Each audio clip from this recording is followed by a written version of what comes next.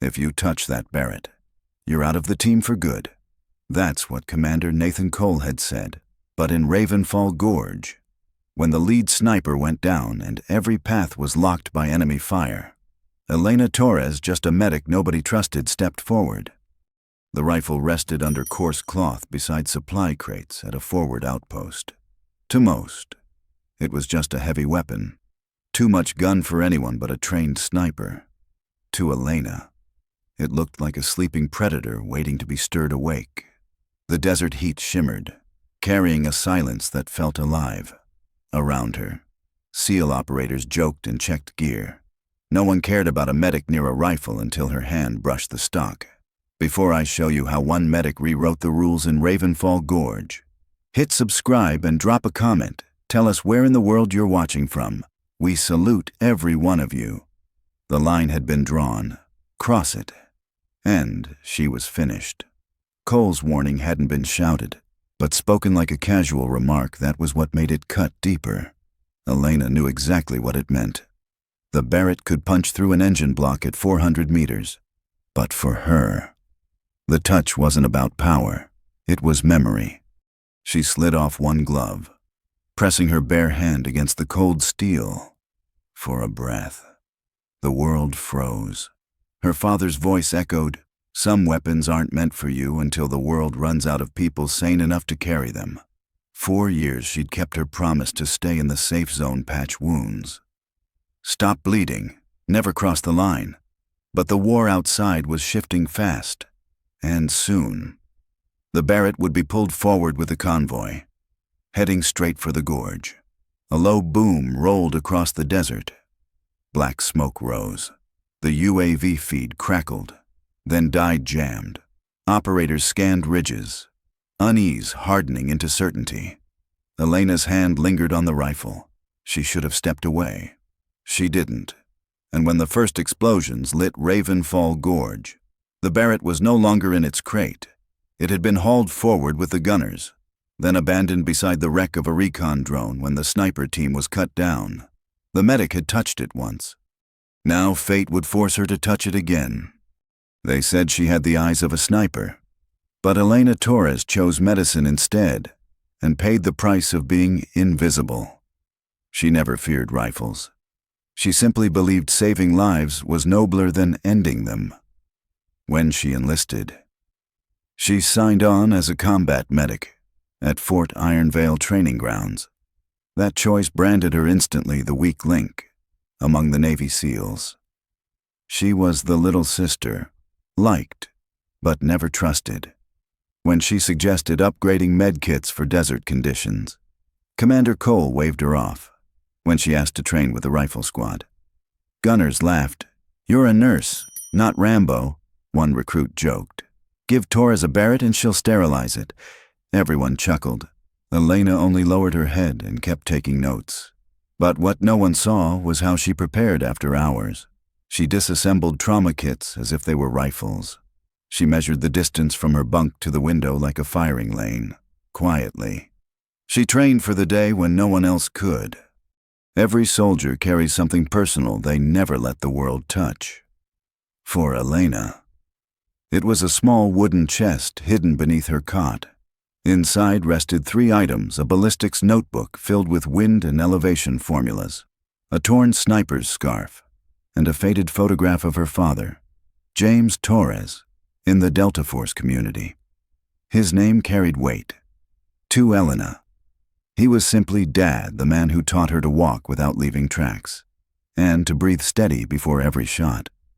When she was 12, he brought her to a range not to fire, but to listen. "Hear your own heartbeat," he said. "No one shoots better than the one unafraid of silence. And you," his eyes narrowing, "you have the eyes to end something bad. Don't let anyone teach you to bow to it." Weeks later, a training accident took him. An explosion, a folded flag. A mother's plea whispered over Elena's tears. "Promise me don't follow one death with another gun." Elena nodded, and in her heart believed she'd kept that promise. Medicine became her refuge. If she healed enough wounds, maybe her own would scar over too. But scars don't stay quiet. They throb at the sound of gunfire, at the smell of iron in the air, at night, while others slept. Elena turned the pages of her notebook, sketching calculations for bullet drop and desert wind. She cleaned a discarded scope she'd found in supply storage, then set it on her window ledge, adjusting it every morning out of habit, as if she couldn't let the skill die. Once, a young soldier noticed the old photo tucked into her notebook. "Who's that?" he asked. Elena only smiled. "Someone who taught me to look a little farther." No one knew how far those eyes could still see. So when the mission orders came to escort a convoy through the red dust of Ravenfall Gorge, her team thought it routine.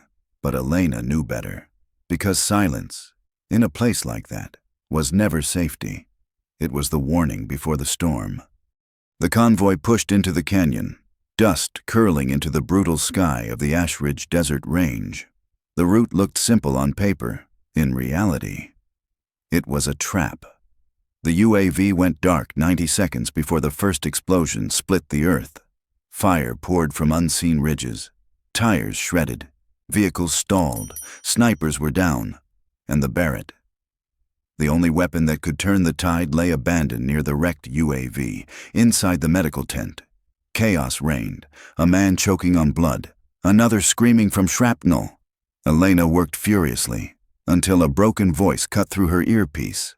"We can't see the targets. They're moving along the ridge." Her gaze shot west, where the pass opened a perfect sniper's nest. Her father's words hit hard. A person who runs from chaos is a victim. A person who steps into chaos to end it is a warrior. She retied her boots, grabbed her medical bag habit, and slipped the old scope and torn scarf inside. Nobody noticed her leave. The ridge fought her every step. Sand burned her hands, rocks tore at her knees. Heat turned the world into a mirage. Still, she climbed, and then she saw it. The Barrett lay in the dirt, dust-caked but waiting. She pulled the scarf tight around her wrist. An invisible thread knotted back to her father.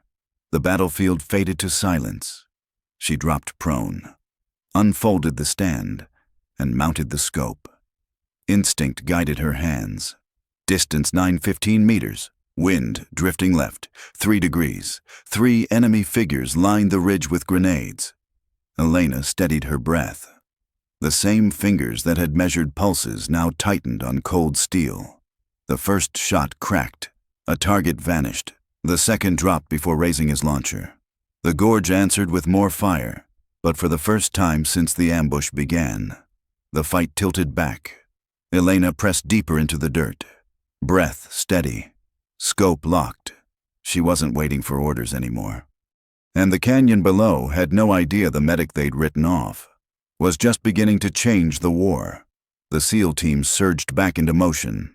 Elena's precision broke the choke points, her shots carving open escape lanes the way a scalpel cut into flesh, clean, exact, merciless. A Humvee ripped free from a deadly crossfire because her bullet silenced the machine gunner holding it down. 7 shots in 10 minutes, 6 kills, 1 destroyed an enemy sensor. Numbers the snipers back at Fort Ironvale would debate for years. But the strangest part, she still wore her medic's armband. Between volleys, she raced down slope to a bleeding SEAL, wrapped a tourniquet, pushed fluids, sealed the wound, then vaulted back to the ridge. By the time her cheek hit the stock, the scope was already aligned, her breath steady. To the men watching, it was beyond training. To them it looked like witchcraft. To Elena, it was simply instinct. The hand that stitched arteries was the same hand pulling a 2-stage trigger. Both acts aimed at the same outcome: keep people breathing. In the command center, Commander Nathan Cole stood rigid, arms folded, watching every move on the monitor. He didn't order her to stop.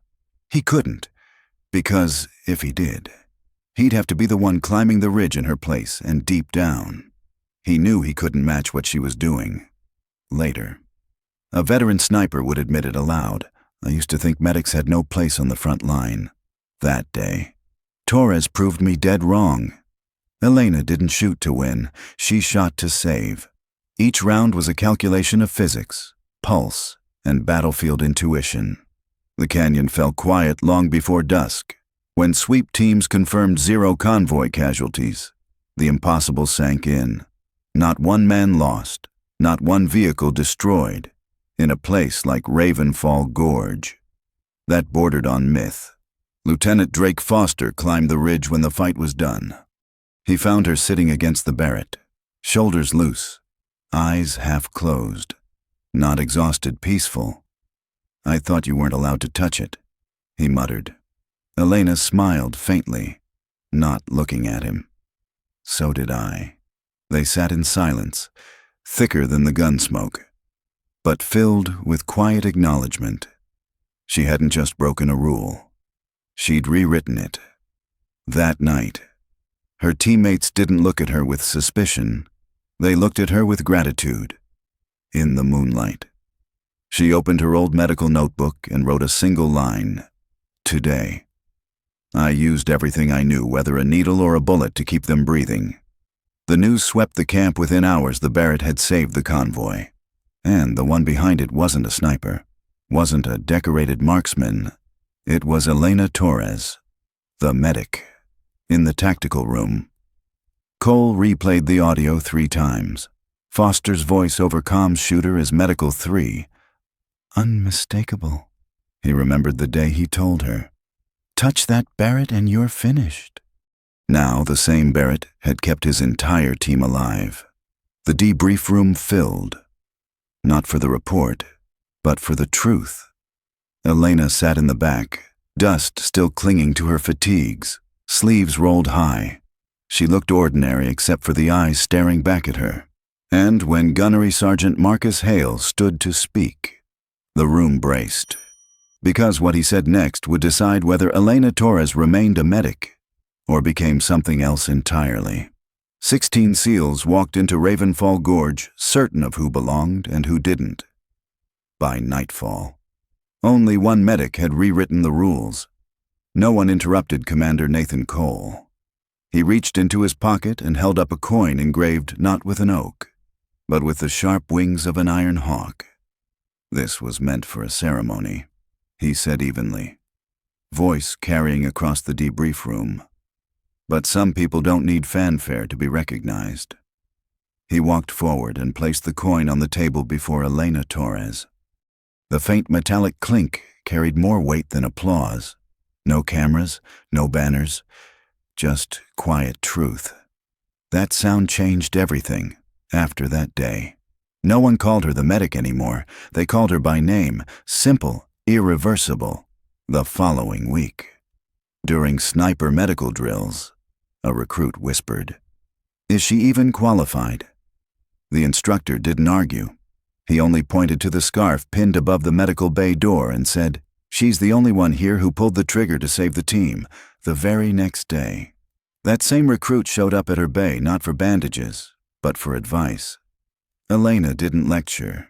She spoke about patience, about steady breathing, about how a soldier proves himself not by firing, but by knowing when not to, each weekend.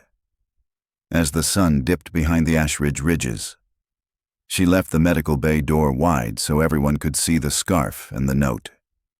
"For next time, hopefully. You won't need it." No one spoke of it, but everyone understood. The medic, once written off, had become a pillar of the team. Months passed, wounds healed, yet the echo of Ravenfall lingered in late-night conversations. New recruits learned her story not as a legend, but as a warning: never judge someone only by the role they're assigned. A month later, during a ceremony honoring medics, Elena's name was nominated for contribution beyond rank. She didn't attend. That night, beneath the glow of her lamp, she opened the wooden chest, the notebook, the faded photograph of her father, the torn scarf. This time she set the Ironhawk coin beside them, not to clutch the past, but to close it. Victories don't need holding when you know you're still doing what's right. The change spread quietly. During a dusk drill, a young soldier fumbled against shifting wind. Elena stepped forward, adjusted his stance, guided the barrel with a light touch. She smiled a warmth that steadied but still sharpened his focus. The shot cracked. Dead center. The soldier turned, grateful.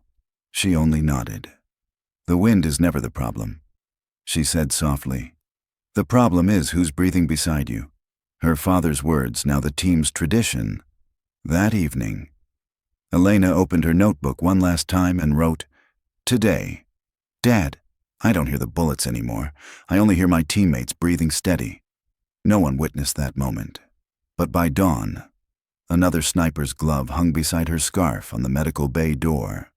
No note, no owner, just a quiet truth the entire base understood. Sometimes respect doesn't need words, it only needs action.